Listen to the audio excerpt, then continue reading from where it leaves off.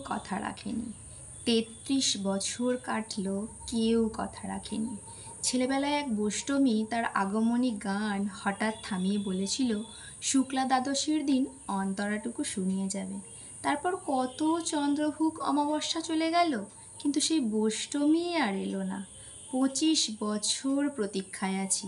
মামাবাড়ির মাঝি নাদের আলী বলেছিল, বড় হও দাদা ঠাকুর, তোমাকে আমি ৩ প্রহরের বিল দেখাতে নিয়ে যাব।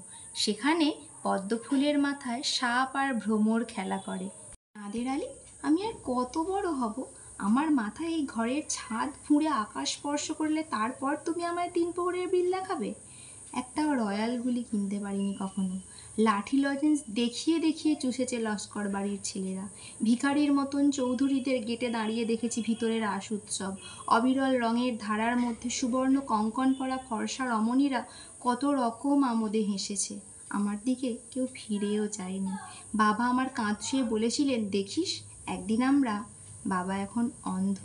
আমাদের দেখা হয়নি কিছুই। সেই রয়্যাল গুলি, সেই লাঠি লজেন্স, সেই রাস উৎসব আমায় কেউ ফিরিয়ে দেবে না। বুকের মধ্যে সুগন্ধি রুমাল রেখে বরুণা বলেছিল, যেদিন আমায় সত্যিকারের ভালোবাসবে সেদিন আমার বুকে এরকম আদরের গন্ধ হবে।